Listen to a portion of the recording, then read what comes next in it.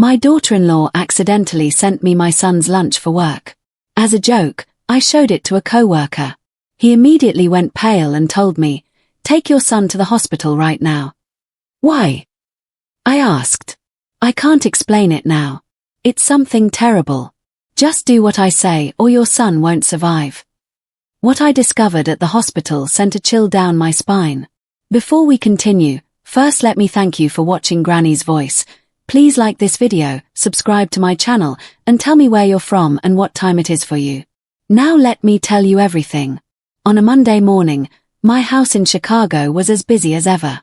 The sound of pots and pans clashing in the kitchen, the aroma of freshly brewed coffee mixed with the soft fragrance of a perfume sample I had left on the dining room table. I was rushing around getting ready to go to the office to supervise the new line of perfumes, the pride of my entire life. Adrian, my son, was already ready in an impeccable suit, preparing for an important meeting at the financial firm where he is the managing director.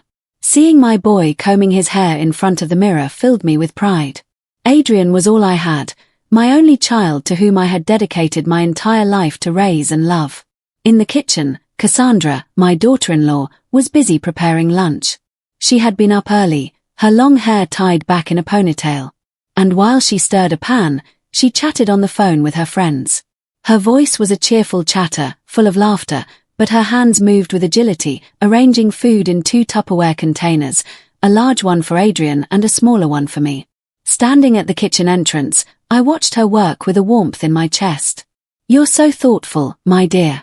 You not only worry about your husband, but also about your mother-in-law," I said, unable to hide a smile. Cassandra turned around. Her eyes sparkled, and she smiled slightly. "I just want everyone to eat well, Eleanor. Eating out these days is just not safe anymore." Her words moved me. I had always seen Cassandra as a daughter, my beautiful and dynamic daughter-in-law, who always knew how to take care of the family.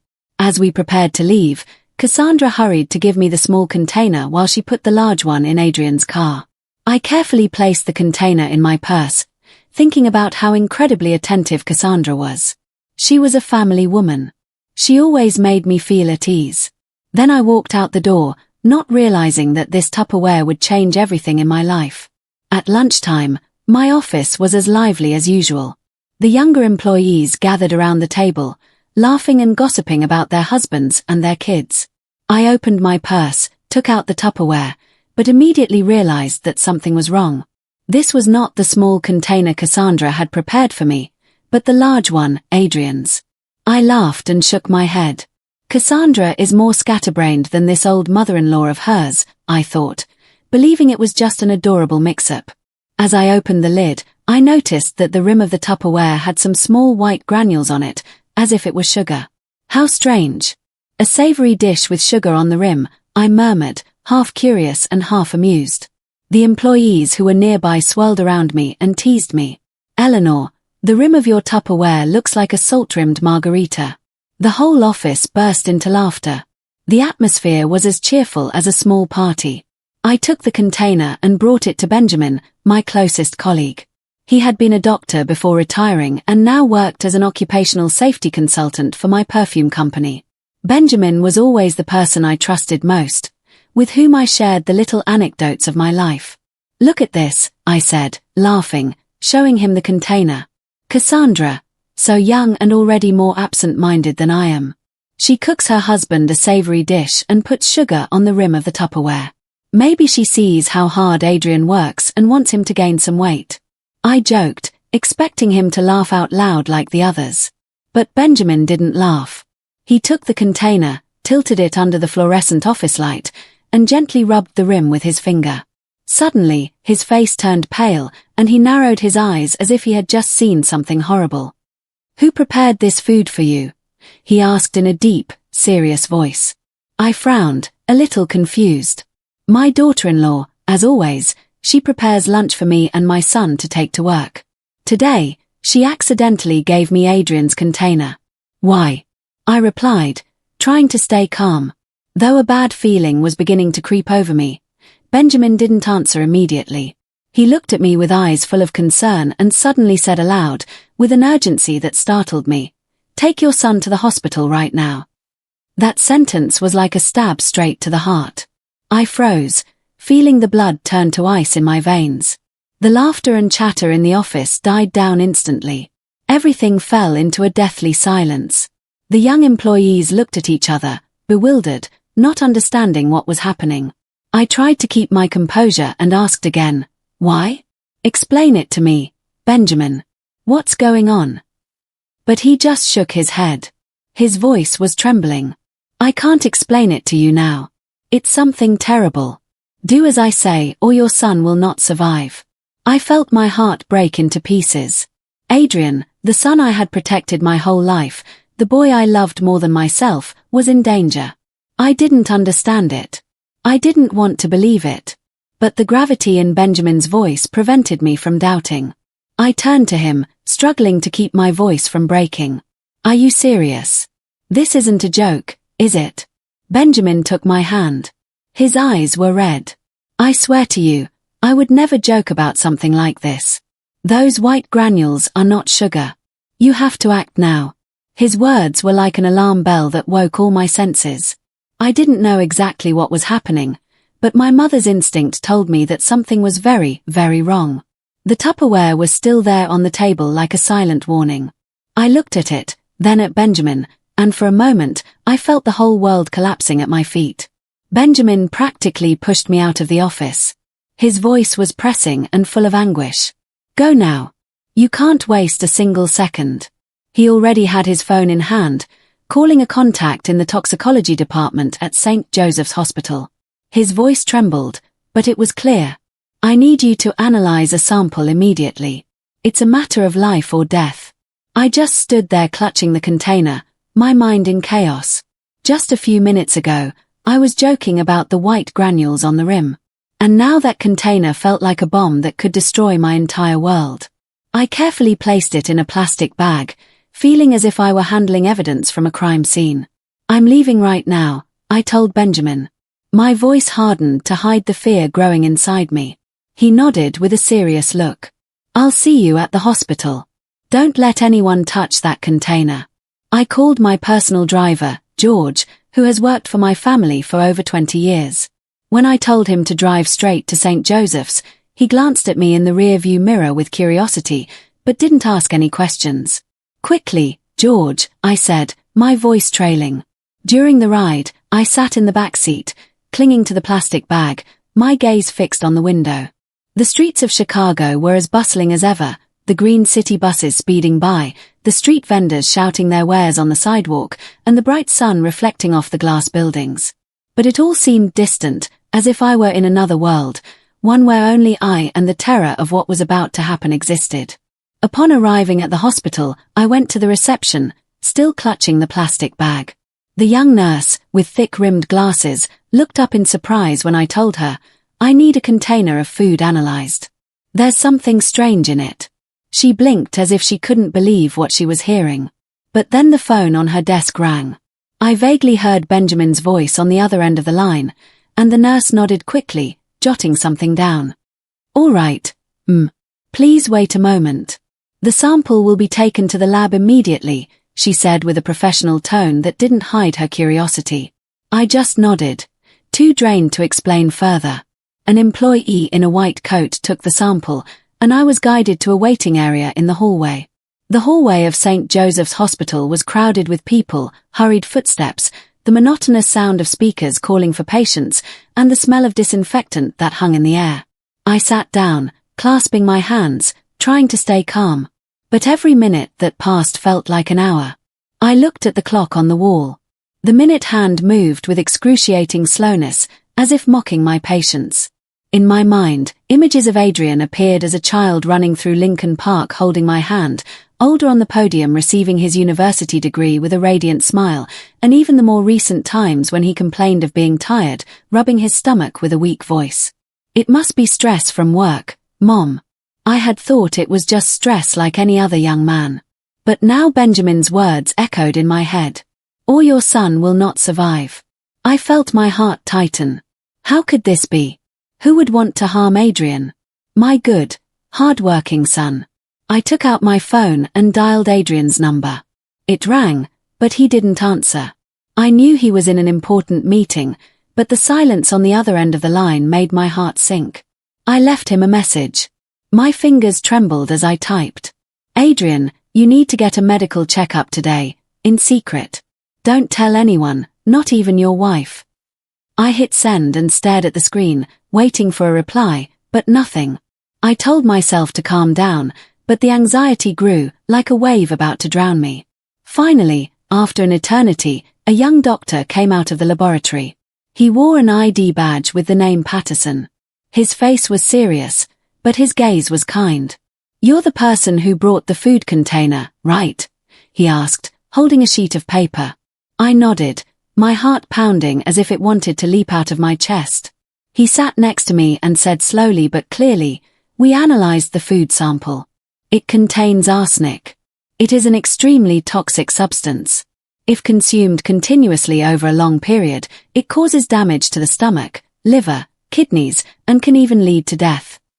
I heard his words and was paralyzed. The word arsenic echoed in my head as sharp as a razor. I was stunned, unable to say anything. I just stared at the doctor, hoping I had misheard. But Dr. Patterson continued. His voice became more grave. Symptoms such as fatigue, abdominal pain, nausea perfectly match chronic poisoning. If your son has been eating these foods for a long time, there is a high risk that he has been poisoned. My mind was spinning. I suddenly remembered the times Adrian complained of being tired. The nights he sat on the sofa rubbing his stomach, his face pale. It must be the pressure from work, he used to say. And I had believed him. I took him to the doctor, but they only prescribed vitamins and recommended rest. How could I have imagined that in those very lunches prepared with so much care every day, a deadly poison was hidden? I clenched my fists. My nails dug into my skin, trying not to break down right there. Thank you, doctor, I whispered. My voice choked. Dr. Patterson nodded, placed a comforting hand on my shoulder, and left. I walked out of the hospital, feeling like my feet weighed a ton. Sitting in the car, I hugged the plastic bag containing the Tupperware, as if it were the last piece of evidence of a terrifying truth. The streets of Chicago were still noisy with the sound of horns and people's laughter, but I no longer heard anything. In my head, there was only one question that repeated over and over. Who did this? Who would want to harm Adrian? And then a thought chilled my blood. Cassandra, my daughter-in-law, the one who had prepared that food, the person I had always trusted, whom I loved like a daughter. No, it can't be, I told myself. Cassandra was always so attentive. She took care of Adrian with every meal, at every moment. But then the image of the white granules on the rim of the Tupperware appeared in my mind and Benjamin's voice echoed. It's something terrible. I took out my phone and checked the message I had sent to Adrian. Still no reply. I wanted to call again but stopped my hand. If it was Cassandra, I couldn't let her suspect anything. I needed time to investigate to protect my son. Sitting in the car, I looked out the window. The evening light reflected off the skyscrapers, but in my heart there was only darkness. Adrian was all I had. I had lost my husband 10 years ago, and I had built the perfume brand by myself to leave it to my son. I couldn't lose him. I couldn't. That afternoon, I couldn't go home right away. My mind was still in turmoil after what Dr. Patterson had told me at St. Joseph's Hospital. I needed answers, a clue to understand why this nightmare was happening to Adrian. I decided to drive directly to the office of Mr. Donovan, my personal attorney, who had helped me with all the legal matters of my perfume brand for over 20 years. If there was anyone who thoroughly understood my estate and what I had arranged, it was him. When I entered his office, Mr. Donovan was sitting behind his desk with his gold-rimmed glasses, carefully reading a file. Upon seeing me, he looked up and gave me a kind smile. Eleanor, what a surprise to see you here without an appointment. Is something important? I sat in the leather chair in front of him, getting straight to the point. Mr. Donovan, I need you to review my will and all the documents of my estate right now. My voice sounded firmer than I expected, as if I were trying to hide the storm of emotions I felt inside. Mr. Donovan frowned but asked no more questions. He stood up, opened a filing cabinet, and took out a thick folder. This is the last draft you signed last year, he said, placing the papers in front of me. I turned the pages one by one. The dry words about properties, real estate, and company shares paraded before my eyes. But when I reached the section on the distribution of the inheritance, I felt my blood run cold. In the will, I had clearly stipulated that my assets would be divided equally between Adrian and Cassandra, my son and my daughter-in-law, whom I had always considered a daughter. But there was a clause that made me shudder. If one of the two passed away before me, the survivor would automatically inherit the entire estate. That is, if Adrian died, Cassandra would become the sole heir. I looked up at Mr. Donovan. My voice trembled. And if I'm still alive, could she get anything? Mr. Donovan adjusted his glasses. His voice was grave and clear. If you are still alive, you remain the owner of the perfume brand and have every right to change the will at any time. But if Adrian were to pass away before you, his personal assets, properties, investments would gradually pass into Cassandra's hands. When you pass away legally, that is the shortest path for her to get everything. He paused, looking at me as if to make sure I understood the weight of his words. I nodded, but inside everything was collapsing. The pieces of the puzzle were starting to fit together, and the picture that was forming left me frozen. On the way home, I couldn't stop thinking about Cassandra. She had always been the perfect daughter-in-law in my eyes. Beautiful, attentive, she always knew how to make me happy. But now, my memories of her felt distorted. I remember the time she discreetly asked me about the value of the brownstone in Lincoln Park or her casual questions about my investment projects in Scottsdale. Once during dinner, she let it slip. If one day you're no longer in charge, I'll continue to develop the brand, right, Eleanor? I promise I'll do a great job. At that moment, I just smiled, thinking it was the concern of a dedicated daughter-in-law. But now that sentence echoed in my head, sharp as a warning. Had Cassandra planned it all along? Did she see Adrian and me not as her family, but as obstacles on her path to an immense fortune? When I got home, it was almost dark. The yellow light from the porch illuminated Cassandra's figure, sitting in a wicker armchair, checking her cell phone. She looked up and smiled at me, as radiant as ever. "You're home, Eleanor. I just booked an appointment at the spa for the weekend. Do you want to come with me? They have an amazing relaxing massage package." Her voice was soft and carefree, but it no longer gave me the same warmth. I looked into her eyes, trying to find a sign, a hint of doubt, a flicker of guilt, but I saw nothing but that perfect smile. "I already have a commitment, my dear. You go with your friends," I replied curtly, quickly entering the house. I didn't want her to see how my hands were trembling, nor the fury and pain I was trying to suppress in my gaze. In the living room, I collapsed onto the sofa and put my hands to my head. My heart was divided. One part of me refused to believe that Cassandra, the girl I had welcomed into my family with open arms, could do something so monstrous. But the other part, a mother's reason, screamed at me that I had to protect Adrian, even if it meant facing the cruelest truth. I remembered the early days when Adrian brought Cassandra home to introduce her. She was shy, held Adrian's hand, and told me, "I promise I will take very good care of him." I believed her. I thought I was lucky to have a daughter-in-law like her. But now, each of those memories was like a knife stabbing into my heart. The next morning, I woke up with a heaviness in my chest, as if a rock were crushing me. Sleep had done me no good. I only had nightmares about Adrian, about the Tupperware, and about Cassandra's smile. A smile I no longer knew was real or a mask. I put on a dark blue blouse, the color Adrian once said made me look very imposing, and drove to his office in downtown Chicago. I didn't warn him. I just sent him a short message. "I need to see you right now." During the drive, I tried to stay calm, but my hands gripped the steering wheel, soaked in sweat. I knew this conversation would change everything, but I couldn't postpone it any longer. Adrian had to know the truth. When I arrived, Adrian had just come out of a meeting.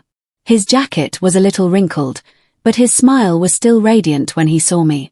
"Mom, what are you doing here without telling me? Are you coming to see if I'm working hard?" He joked in his usual light tone. Seeing my son there so healthy and carefree broke my soul.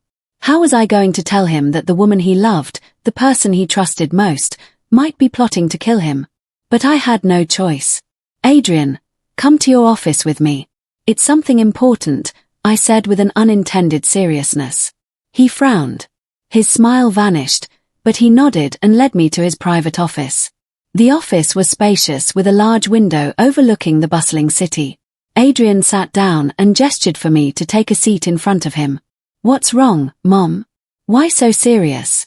Is there a problem with the perfume company? He asked, still thinking it was a normal conversation. I didn't answer immediately. I opened my purse and took out the folder with the lab results from St. Joseph's Hospital and the copy of the will that Mr. Donovan had given me the day before. I put them on the desk, pushed them towards him, and looked him directly in the eyes. Read it, Adrian, I said, my voice with contained emotions. Adrian took the documents and began to turn the pages. His expression changed rapidly from indifference to confusion and then to a deathly pallor. When he read the lab results, I saw his hands tremble, making the paper crinkle. Arsenic in my food. He looked up, his eyes wide as if he couldn't believe what he was reading. I took a deep breath, trying to keep my voice steady, and told him everything. How I had mixed up his Tupperware, the white granules on the lid, Benjamin's warning, and the lab results confirming the presence of a deadly poison. I told him slowly, detail by detail, as if by speaking quickly, I couldn't bear the weight of the truth. Adrian was paralyzed, still clutching the papers. He shook his head again and again, as if wanting to reject it all. It can't be, Mom, he said with a choked voice. Cassandra loves me. She loves our family.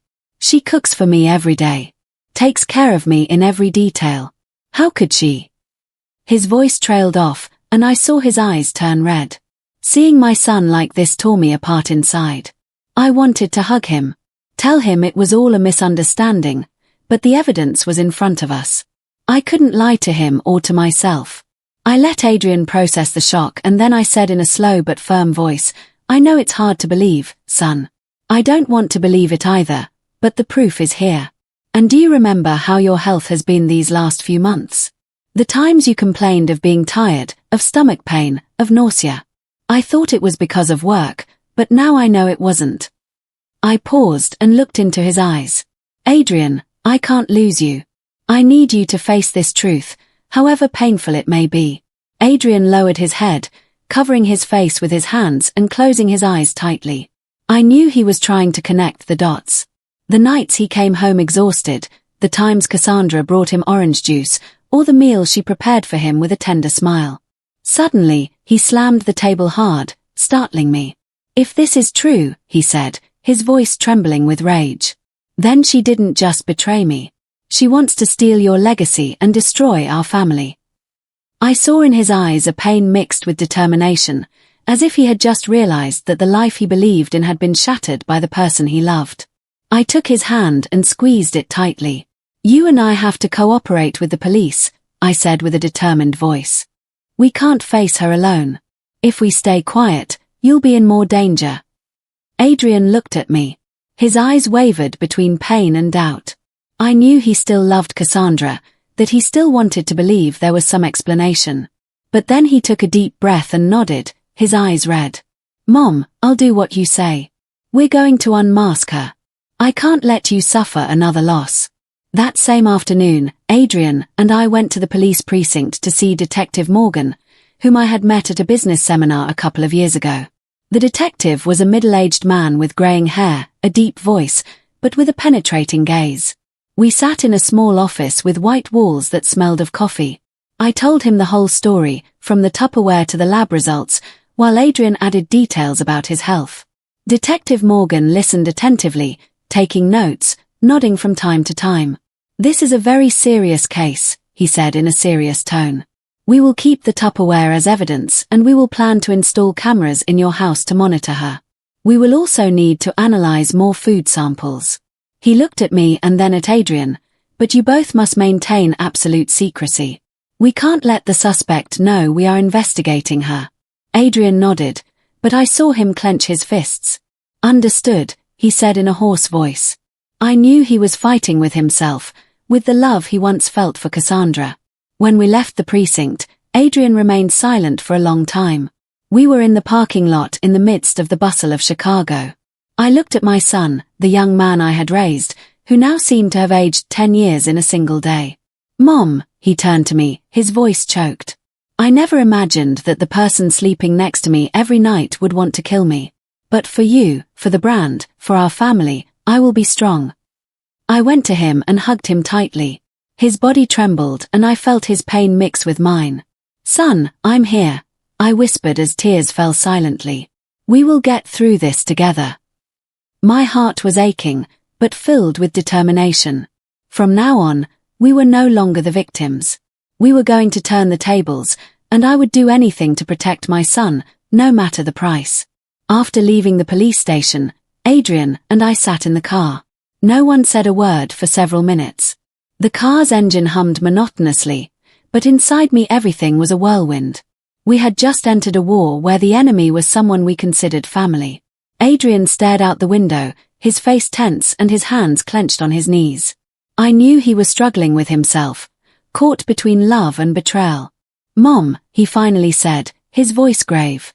How are we going to expose her? I don't want to drag this out any longer. I felt my determination grow. We're going to make her lose her patience, Adrian. If she really has a plan, she'll make a mistake. Upon arriving home, I immediately called Detective Morgan to discuss the plan.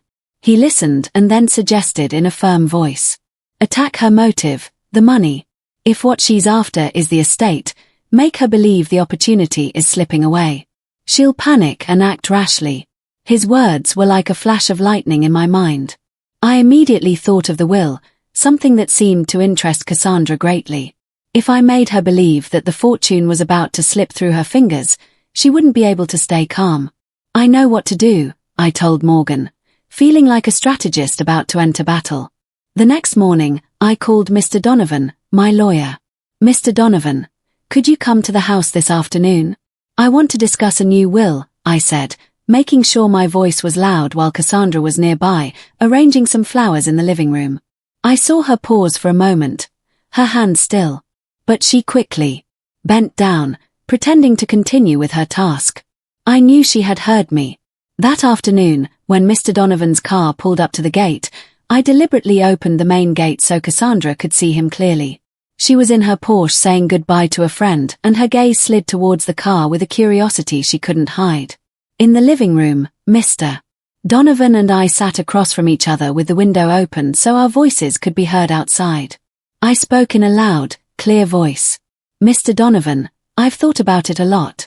In 1 month, I will officially change the will. I want to donate the majority of my estate to a foundation to build a home for abandoned children. They need that money more than my children do. Mr. Donovan, whom I had already briefed on the plan, nodded and played along. That's a very noble idea, Eleanor. I will prepare the documents immediately. What percentage of your assets do you wish to allocate? I replied, deliberately emphasizing at least 80%, the perfume brand, the properties, everything. I want to leave a meaningful legacy. At that moment, I heard stealthy footsteps in the hallway. Cassandra passed by with a tray of fruit in her hands, but her steps clearly paused for a second. I glanced at her and saw her freeze for an instant, her eyes wide before hurrying on. My heart raced. She had heard it, and I knew it had touched her greatest fear. When Mr. Donovan left, Cassandra accompanied him to the door, a forced smile on her lips that no longer had its usual naturalness. Thank you for coming, Mr. Donovan, she said, but her voice trembled slightly, as if she were trying to hide something. That night, I decided to take the plan a step further. I organized a family dinner, as I used to do to maintain a warm atmosphere. Adrian sat beside me and Cassandra opposite, smiling, but her eyes lacked their usual sparkle. As I poured the wine, I deliberately brought up the will again. I've thought it over. The perfume brand is my life's work, but I want it to be linked to philanthropy. Donating my assets to the foundation is the way for me to feel at peace. Cassandra nodded, pretending to agree. How noble of you, Eleanor. I fully support you. But I saw her grip her wine glass, her red-painted nails digging into the crystal. Adrian played along, his tone soft but full of intention. That's right, Mom. It's very valuable that you're thinking about society. I would also like the brand to be associated with a humanitarian image in the future. I glanced at Cassandra and saw her lower her face, her lips pressed tightly together. After dinner, Cassandra made an excuse.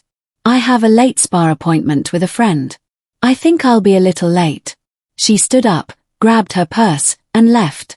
I pretended to be busy clearing the table, but as I passed by the garden, I heard her talking on the phone in a low but hurried voice. We can't wait another month. We have to act now. My heart stopped. I pretended to cough and walked into the garden as if by chance. Cassandra was startled and turned around with panicked eyes. Yes, my massage appointment is changed to tomorrow morning. I'm a little tired today, she said quickly, changing her tone before hanging up. I smiled and nodded. Are you tired, my dear? Then get some rest. Don't push yourself too hard. But inside, I knew she was panicking. That night, on my way up to my room, I passed by Cassandra's room. The light was on and her silhouette was projected on the curtain, pacing back and forth, the phone glued to her ear. I stood in the hallway listening. Her voice was a tense whisper. I have to do something before that old woman signs the new will. I went back to my room. I closed the door, my heart pounding a mile a minute. I knew it was the sign that her anxiety had reached its limit. The days following that family dinner, the atmosphere in the house grew tense. Though on the surface, Adrian and I tried to keep everything normal. But inside, I felt like I was walking on a tight rope where every step had to be careful because the slightest mistake could ruin everything. One morning, while making coffee, Adrian came into the kitchen looking tired. He sat down, rubbed his forehead, and said in a low voice, Mom, the food Cassandra has been cooking these past few days tastes really weird. Yesterday's soup was a bit bitter, and the orange juice had a cloudy white sediment. She didn't stop, he said, his eyes full of worry. His words were like a stab to the heart. I took his hand, trying to keep my voice steady. Don't eat anything she prepares for you. I'll take care of it. Days earlier, Detective Morgan had secretly installed a camera in the kitchen, hidden in the corner of the pantry. He summoned me to a small office near the precinct where there was a large screen to monitor everything. I sat there with him and another officer, my eyes glued to the monitor. The image was sharp. Cassandra stood in the kitchen wearing an apron, her hair pulled back. She opened a small glass vial, tilted it slightly, and sprinkled a white powder into the pot of boiling soup. Her movements were slow and careful, as if she had done it hundreds of times. Her face was a mask of coldness, without a hint of doubt, without a trace of emotion. I gripped the edge of the table. My nails dug into the wood until it hurt. I wanted to run in to scream at her, but Detective Morgan placed a hand on my shoulder and said in a low voice, Easy, Eleanor. We need more evidence. She's not going to get away. I nodded, but I felt a fire inside me. Watching Cassandra stir the soup, a faint smile on her lips, made me feel like my world was falling apart. The daughter-in-law I had loved, whom I had trusted, was now a stranger, a danger lurking in my own home. I turned to Morgan with a trembling voice. Are you sure the camera is recording everything? I don't want her to have any chance to deny it. He nodded with an icy gaze. Everything is being recorded, every detail clearly.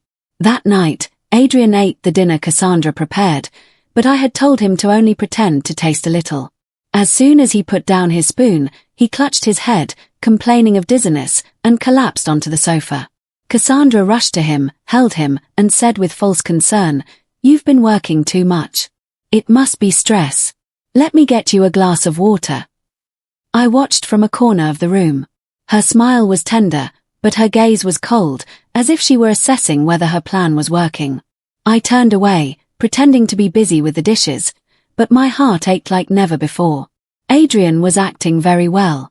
But I knew he was suffering too. Not from the poison, but from the betrayal of the woman he had loved. The food sample from that dinner was secretly collected by the police for analysis. The next morning, Detective Morgan called me to his office. He handed me the sheet with the results. His voice was grave. The concentration of arsenic in the soup and orange juice is double that of the previous container. She panicked, probably for fear of losing the inheritance after hearing you talk about the foundation. She's accelerating the plan. I took the paper. I read every line, feeling my blood run cold. Double, I murmured in disbelief. Cassandra didn't just want to harm Adrian. She wanted to do it quickly before I could change the will. Morgan looked at me and said in a low voice, "You and your son must be more careful. She's losing control." From that day on, I started paying attention to every little detail. Every time Cassandra served juice, she always served Adrian first, carefully placing the glass in front of him before serving me or anyone else. Once I pretended to be thirsty and asked her to bring me a glass of orange juice. She moved nervously in the kitchen. Her hands trembled slightly as she handed me the glass. "Here you go, Eleanor," she said, but she avoided my gaze, as if she were afraid I would discover something. I took the glass and smiled. "Thank you, my dear, but I'm actually craving a glass of water now." She froze for a moment and then nodded with a forced smile. Another night, Cassandra brought a bowl of soup and placed it in front of Adrian with a concerned air. "Eat, my love. I prepared this especially for you." I looked at Adrian and gave him a look. He smiled weakly, but I spoke first. "I'm old now. I can only eat broth. Let your husband have this soup." Cassandra stopped, the smile frozen on her lips. "Yes, of course," she replied, her voice a little broken, and she turned away quickly. I knew she was confused, and that gave me a strange relief mixed with pain. Every time I refused her food, I felt like I was weaving another thread in the trap we had set. Adrian continued his performance, becoming more convincing each time. At work, he would deliberately rub his stomach, looking weak, which worried his colleagues. At home, he would lie on the sofa, sighing and complaining of fatigue. Cassandra would look at him, a flash of satisfaction in her eyes, as if she believed the poison was taking effect. Seeing that broke my heart. Adrian wasn't just my son, he was my pride, the one who would continue my dream. Seeing him pretend to be in pain to deceive the one trying to kill him filled me with both pride and a deep sadness. That same night, late as I was passing through the hallway, I heard Cassandra whispering on the phone. I stopped, pressed myself against the wall, trying to listen. "Just a few more days. After that, I'll be the only one with everything," she said in a low but determined voice. I silently took out my phone, activated the voice recorder, and held it steady. When Cassandra's voice came through clearly, I knew I had another crucial piece of evidence. I went back to my room and sent the recording to Detective Morgan with a message, "We're almost at the end." The next morning, Detective Morgan summoned Adrian and me to the precinct. When we entered, he was sitting behind his desk, his gaze penetrating, but his voice calm. "We have enough evidence to arrest her, but to ensure she can't deny it, we need a final blow. A faked death for Adrian will make her lower her guard and confess her plan." I looked at Adrian, saw him clench his hands, his face tense. I knew he still loved Cassandra, but he nodded, his voice firm. "I'll do it. If we keep waiting, she'll continue, and you'll be in danger, too, Mom." His words were like a knife in my heart. I was proud of my son's strength, but it pained me to see him suffer the agony of betrayal. I took his hand and said in a low voice, "I'm here, Adrian. We'll get through this." Detective Morgan nodded and motioned for an officer to take us to a conference room to finalize the details. The plan was meticulously laid out. The police coordinated with St. Joseph's Hospital to prepare a special room filled with hidden cameras in every corner. Dr. Mitchell, an old friend of Detective Morgan, agreed to help. She would create a fake medical file with a clear diagnosis of severe poisoning and cardiac arrest to make it more convincing. Adrian and I spent hours with her planning every step. Adrian would pretend to be poisoned after dinner, collapsing at the table. I would be the one to call the ambulance and give Cassandra the news of his death. Every detail was calculated, but the anxiety never left me. If Cassandra didn't react as we expected, if she suspected something, everything could fall apart. That night, the tension in the house was thick enough to cut with a knife. Cassandra prepared dinner as usual, served a bowl of aromatic soup, and placed it in front of Adrian. "Eat, my love. I prepared this especially for you," she said with a tender smile, but a frigid gaze. I looked at Adrian and gave him a signal with my eyes. He nodded slightly, took the spoon, pretended to taste a little, and then put it down, making a face. "I'm full today. I think I'll eat light. Cassandra looked at him with a flash of disappointment, but quickly hid it with a smile. Well, then I'll save it for you to eat tomorrow. A few minutes later, Adrian began to act. He clutched his stomach, his face turned pale, and his breathing became ragged. Mom, it hurts so much, he whispered before collapsing onto the table, knocking over a glass of water. I jumped up screaming. Adrian, what's wrong with you? My voice trembled, and it wasn't entirely acting. Seeing my son motionless, even though I knew it was fake, squeezed my heart. Cassandra also shot up, rushed to him, took his hand, and screamed, My love, wake up. What's wrong? But the moment she leaned over, I saw a strange glint in her eyes. It wasn't concern, but a discreet satisfaction, as if everything was going according to plan. I quickly grabbed my phone, pretending to call for an ambulance. My voice panicked. Please come quickly, my son fainted. He's not breathing. Cassandra was beside him, covering her face and crying. No, it can't be. He can't. But I noticed that even though tears were falling, there was no real pain. I turned away, avoiding her gaze, afraid I wouldn't be able to contain myself and scream the truth at her. A few minutes later, the sound of an ambulance siren filled the street. The paramedics, who were actually undercover police officers, put Adrian on a stretcher and quickly loaded him into the ambulance. Cassandra lunged forward, demanding to go with them. I have to go with him. I'm his wife. But an officer stopped her, his voice firm. I'm sorry, Only one person can accompany the patient. I stepped forward, took Cassandra's hand, and pretended to comfort her. You stay, my dear. I'll go with Adrian. I'll let you know what happens. She nodded, her eyes red, but I felt her hand tremble as if she were holding something back. I got into the ambulance. The door slammed shut, and the vehicle took off. Sitting next to Adrian, I took his hand and whispered, You did great. Now it's my turn. He opened his eyes and smiled weakly. I trust you, Mom. I felt a warmth in my heart, but also a great heaviness. I knew this charade would be the turning point, but also another wound in both our souls. At St. Joseph's Hospital, everything was perfectly set up. Adrian lay motionless on a bed connected to wires and machines. A monitor simulated cardiac arrest, creating a terribly realistic scene. Dr. Mitchell was by his side, reviewing the fake file, and occasionally gave me a reassuring look. I sat by the bed, looking at my motionless son, and even though I knew it was all a lie, I couldn't stop my eyes from filling with tears. I thought about the years when Adrian was little, when he ran through the garden holding my hand. Now he was here as part of a plan to unmask the woman he once loved. I wiped my tears, telling myself I had to be strong. I took my phone and texted Cassandra.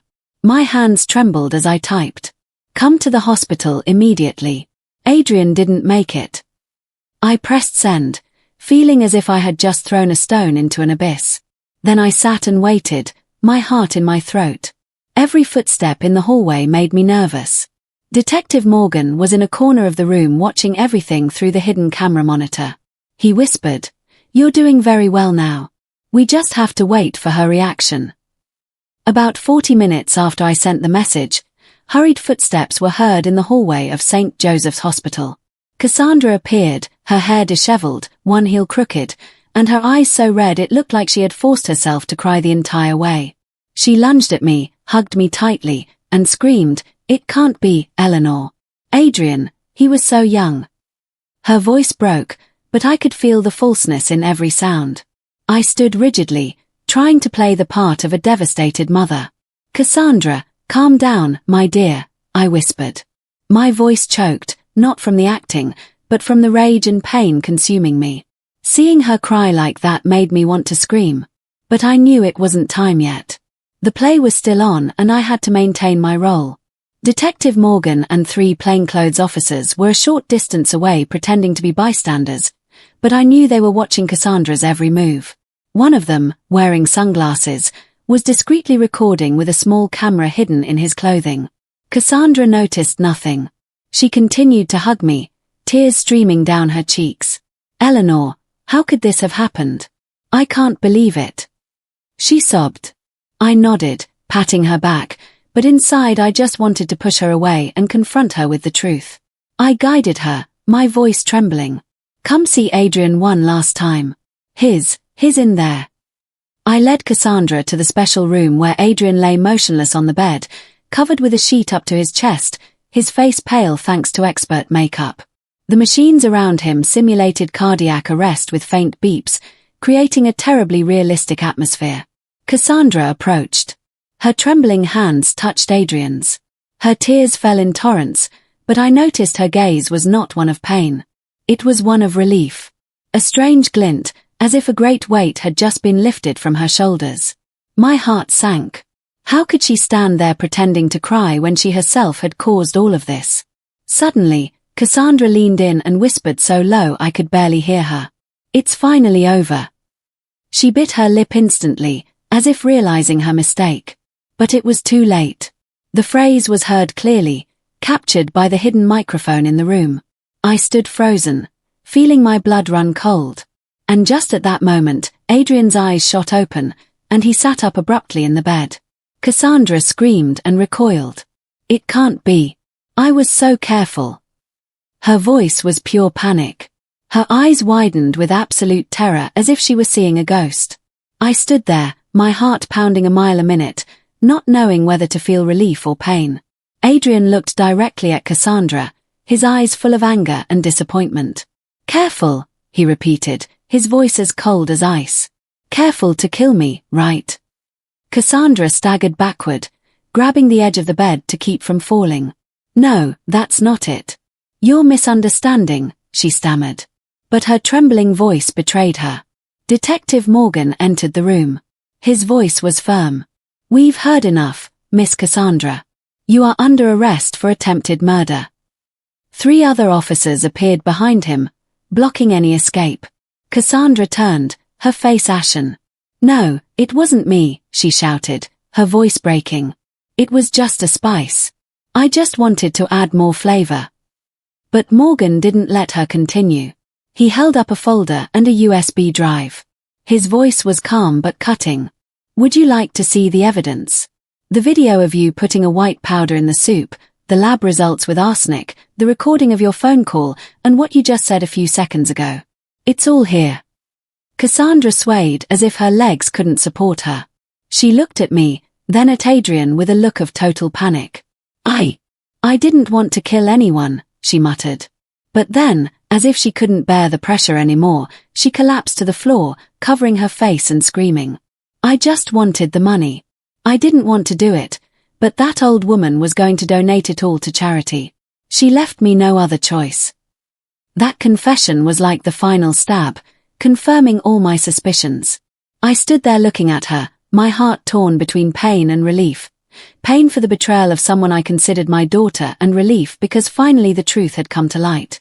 Adrian came over, put his arm around me, and whispered, Mom, we won. His voice trembled, but it was filled with determination. I took his hand and squeezed it, feeling the warmth of my son's hand, a warmth I almost lost forever. Son, I'm so proud of you, I said as tears fell silently. Cassandra was still on the floor, her head bowed. Her sobs mixed with the sound of the officer's footsteps as they approached to handcuff her.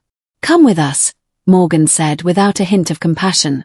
Cassandra looked up, her pleading gaze directed at me, but I just shook my head. You chose this path, Cassandra, I said, my voice choked. I trusted you, but you betrayed us all. When they took her away, the hospital hallway fell silent. I hugged Adrian, feeling the beat of his heart. Those beats I feared I would never hear again. We stood there in the midst of the bustle of St. Joseph's. But in that moment, it was just the two of us. I thought about all the years that had passed, the days I raised Adrian alone, the dream of building a perfume brand for him. All the pain, all the sacrifices now made sense because I still had my son by my side.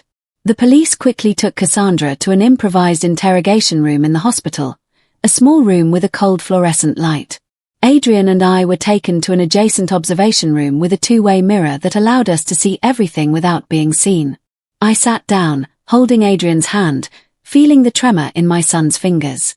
He was silent, his gaze fixed on Cassandra through the mirror, as if trying to find the image of the wife he once loved. I squeezed his hand and whispered, "Son, we'll end this today." But inside, I wasn't sure if I was comforting Adrian or myself.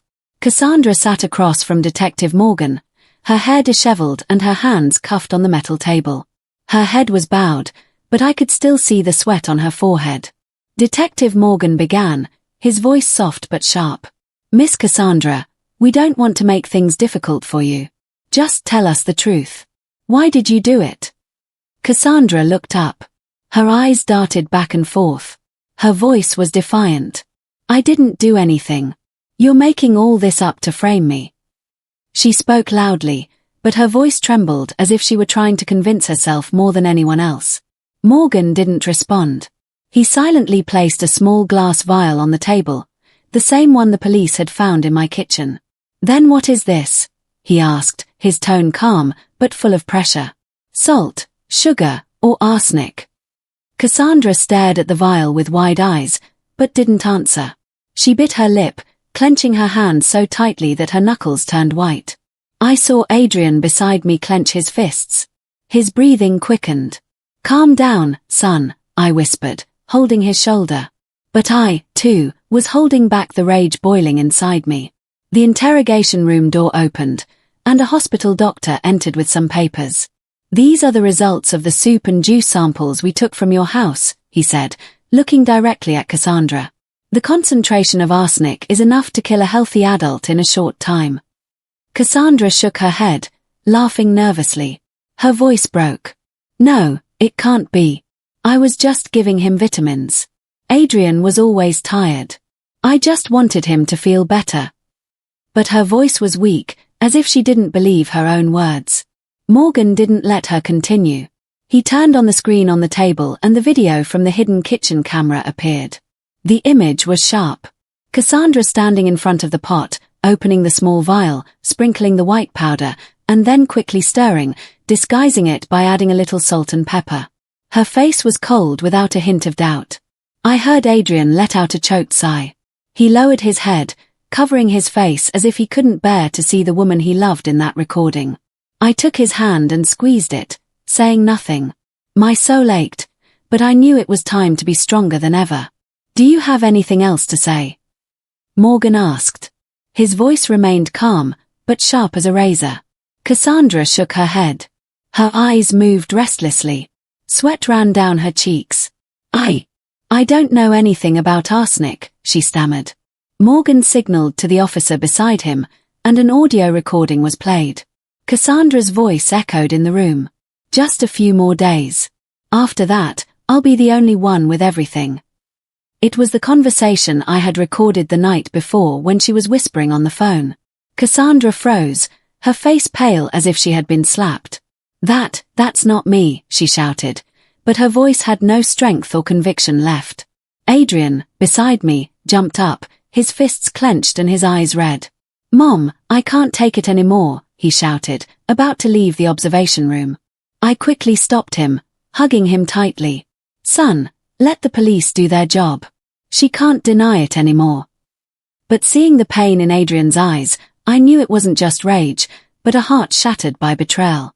The wife he had loved, whom he had trusted, was sitting there, cornered by her own actions. Morgan continued. He placed a copy of my will and my estate documents on the table, pointing to the crucial part. "If Adrian died first, you would be the sole heir to all of your mother-in-law's assets. You knew that, didn't you?" Cassandra looked at the papers, panic in her eyes. She opened her mouth, but couldn't say anything. Morgan went on, "You planned this for a long time, didn't you?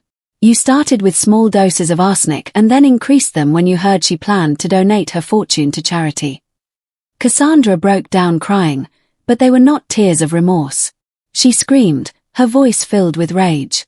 "It's all that old woman's fault. If she hadn't announced the donation, I wouldn't have had to rush things like this. She left me no other choice." That sentence was like the final stab straight to my heart. I was paralyzed, feeling the world collapse. Cassandra not only wanted to kill Adrian, but she blamed me as if I had pushed her to commit this crime. Adrian hugged me, his voice trembling. "Mom, don't listen to her. She doesn't deserve to make you suffer. Detective Morgan nodded to the officer beside him and signed a preventative detention order right there. Miss Cassandra will be transferred to the Central Precinct to continue the investigation, he said without a hint of compassion. Cassandra collapsed, covering her face and sobbing, but no one in the room was moved. They took her away. The sound of their heavy footsteps echoed in the hospital hallway. Adrian and I remained seated, silently watching through the two-way mirror, where only the empty table and the folder of documents remained. The next morning, Adrian and I walked into the Chicago Police Headquarters, where Cassandra had been taken for her official statement. The atmosphere in the building was heavy. It smelled of old paper and cold coffee. I took Adrian's hand, feeling the tension in his fingers. We were led to a small room where an officer told us to sit as witnesses. I looked at my son. His face still showed the pain of the previous day, but his gaze was firmer. "Mom, it all ends today, right?" he asked in a low voice. I nodded, squeezing his hand. "Yes, son. We'll put an end to this nightmare." They brought Cassandra into the interrogation room, separated from us by a pane of glass. She sat with her head down, hands cuffed, her messy hair covering most of her face. There was nothing left of the glamour and charm of the daughter-in-law I had once been so proud of. The silk blouse she wore was wrinkled, her eyes swollen and red, not from crying, but from exhaustion. I looked at her with a mixture of anger and pain. That woman had been part of my family, had sat at my table, had laughed with me and Adrian. Now she was there, like a stranger, like someone who almost took everything I loved from me. Cassandra's public defender, a middle-aged man in a grey suit, entered the room. He placed his briefcase on the table and said in a low voice, "Miss Cassandra, I advise you to cooperate. The evidence against you is overwhelming." Cassandra looked up with panic in her eyes, but then as if all her strength had run out, she whispered, "I'm going to tell you everything. I don't want to hide anything anymore." That sentence left me frozen. Adrian beside me took a deep breath, clenching his fists. I put a hand on his shoulder to calm him, but I too was trembling at what I was about to hear. Cassandra began to confess. Her voice was weak, but clear. "I researched arsenic on the internet, on hidden forums. I knew it wasn't easy to detect if you used small doses." She paused, swallowed, and continued. "I bought it from a contact on the black market, a seller of illegal chemicals on the outskirts of the city. I started putting it in Adrian's food. Just a little every day." Hearing her sent a chill down my spine. I gripped the edge of the table until my knuckles hurt. The image of Cassandra in the kitchen sprinkling the white powder into the soup appeared vividly in my mind. "I didn't want him to die right away," she said with a trembling voice. "I just wanted him to get weaker, for everyone to think it was an illness, and when he was gone, I would inherit the fortune. After that, I planned to find a way for Eleanor." She hesitated, looking towards the glass as if she knew I was there. "For Eleanor to also pass away naturally." Adrian jumped up and slammed the table. "You wanted to kill Mom, too," he shouted, his eyes red. I pulled him down to sit and hugged him tightly, whispering, "Son, calm down. She can't hurt us anymore." But inside, I felt shattered. Cassandra not only wanted to steal my son, but she had also targeted me, all for limitless ambition. Detective Morgan in the interrogation room was taking careful notes. He asked in a calm voice, "So, what was your motive? Just the money?" Cassandra nodded. Tears streamed down her face, but I saw no remorse. "I had nothing," she said. "I grew up in poverty. When I married Adrian, I thought I would have a different life. But then she said she would donate her entire fortune to charity. I couldn't let that happen." I covered my face. Tears fell silently. I once thought Cassandra was the ideal daughter-in-law. I believed she truly loved Adrian, but now the truth was revealed like an open wound. The police recorded the entire statement. They drew up the report and Cassandra's lawyer remained silent, unable to defend her when his own client had incriminated herself. Morgan signed the arrest warrant. His voice was firm. "You will be transferred to the detention center to continue the investigation. Attempted murder is not a minor issue." Cassandra lowered her head without another word as 2 officers led her from the room. Within hours, the news spread throughout Chicago. The newspapers headlined, "Young socialite arrested for attempting to poison husband to inherit fortune." I read those words on my phone, feeling like I was living in a nightmare. The shares of the financial firm where Adrian was a managing director plummeted, but fortunately, the board of directors acted quickly. They held a press conference. They were transparent with the information and public opinion calmed down. Meanwhile, my perfume brand was praised by the press for an unexpected decision. I turned the fake foundation plan into a reality, creating a foundation to protect women who are victims of domestic violence. I wanted to transform this pain into something meaningful so that no one would have to go through what Adrian and I experienced. Adrian, after several tests, gradually regained his health. The traces of arsenic in his body decreased, and the doctor said he would soon be back to normal. One afternoon, the 2 of us were sitting on the balcony of the house, watching the sunset paint the Chicago sky an intense red. Adrian took my hand, his voice warm. "Mom, thanks to you, I'm still alive. From now on, we won't let anyone mess with our family." I looked at him. I smiled, but the tears started to flow again. "Son, I just want you to be safe. I couldn't lose you." He hugged me, and in that moment, I felt the strength of a mother's love, the one thing that can never be destroyed. Looking at the sunset, I thought silently. Cassandra's greed had buried her. But my love for Adrian and his for me had overcome it all. This house, the perfume brand, and all our dreams would continue to exist. Not for the money, but because we had each other. I squeezed Adrian's hand, feeling a great relief in my heart, but also the scars that only time could heal. Several months passed. Cassandra's trial was swift. With all the overwhelming evidence, the videos, the lab results, the recordings, and her own confession, the jury found her guilty of attempted murder. She was sentenced to 25 years in prison without the possibility of parole for the first 15 years. When the judge read the sentence, I was sitting in the courtroom with Adrian beside me. Cassandra turned to look at us one last time. Her eyes were empty, devoid of the sparkle they once had. She mouthed something that looked like "I'm sorry," but I simply looked away. Some betrayals are too deep to forgive. Adrian and I walked out of the courthouse into the bright Chicago sunshine. He put his arm around my shoulders. "It's over, Mom. We can finally move forward." I nodded, but part of me knew that the wounds would take much longer to heal than the legal process had taken. In the months that followed, Adrian threw himself into his work with renewed vigor. The near-death experience had changed him, made him more cautious but also more appreciative of life. He started seeing a therapist to deal with the trauma of betrayal. I was proud of him for taking that step. As for me, I poured my energy into the foundation I had created. The Eleanor Foundation for Victims of Domestic Violence became my new passion project. We provided shelter, legal assistance, and counseling to women who were trapped in dangerous situations. Every time I helped someone escape a toxic relationship, I felt like I was honoring the pain Adrian and I had endured. One evening, about a year after Cassandra's conviction, Adrian came to visit me. He looked different, lighter, somehow.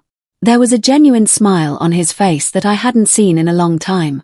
"Mom, I have something to tell you," he said as we sat in the living room where so much had happened. "I've met someone. Her name is Sarah. She's a social worker at the hospital.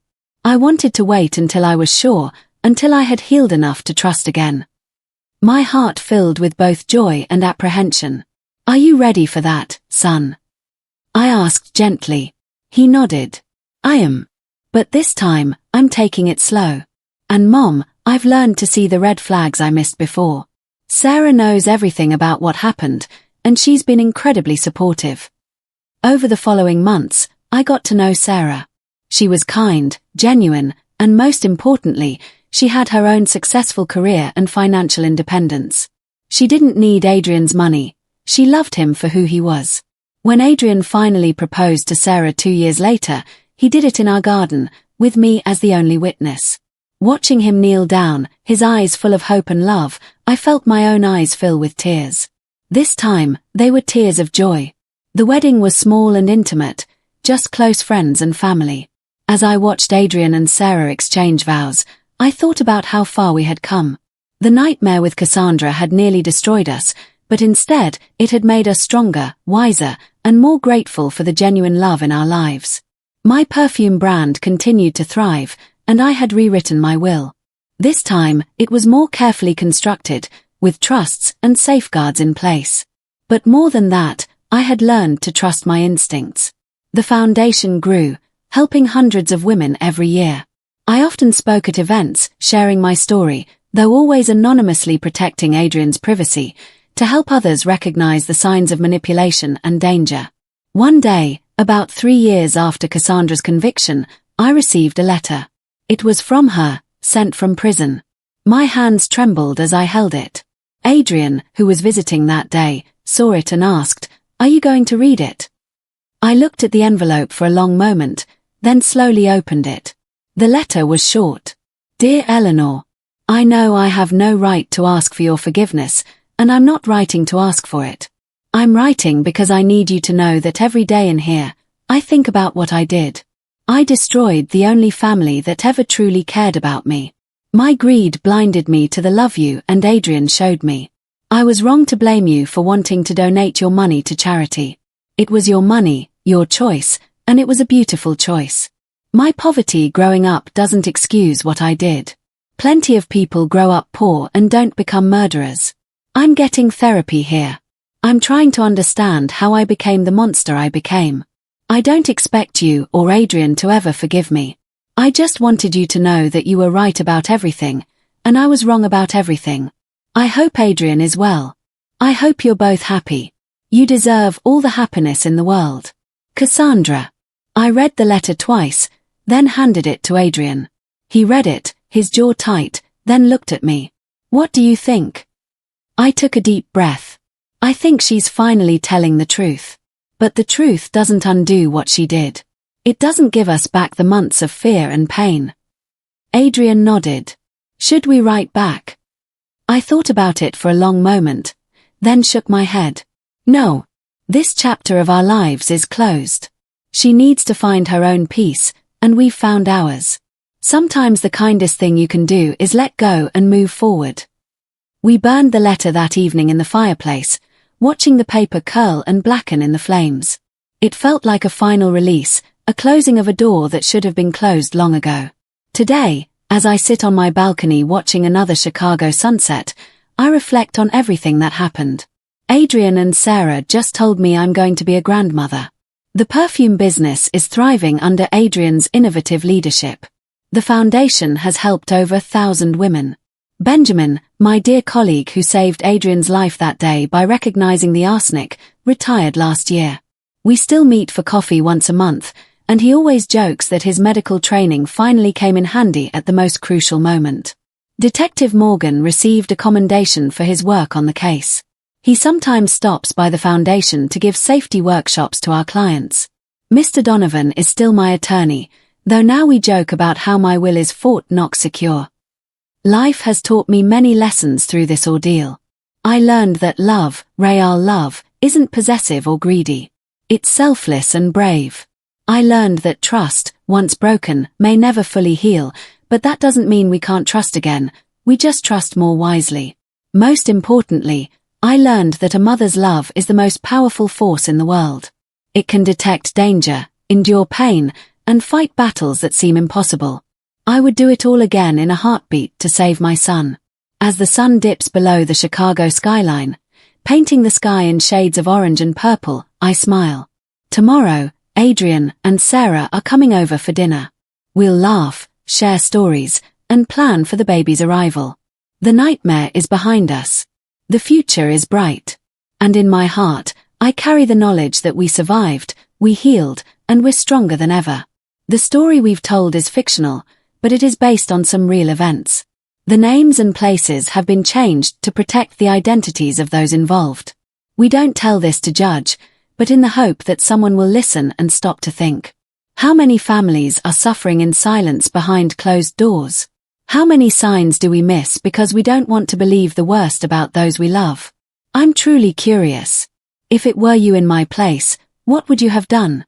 Would you choose to stay silent to keep the peace, or would you dare to face it all to protect your loved ones? I want to know what you think, because every story is a candle that can light someone else's path. God always blesses, and I firmly believe that courage leads us to better days. Thank you for listening to my story. May you never have to face such darkness, but if you do, may you find the strength to fight back and protect those you love.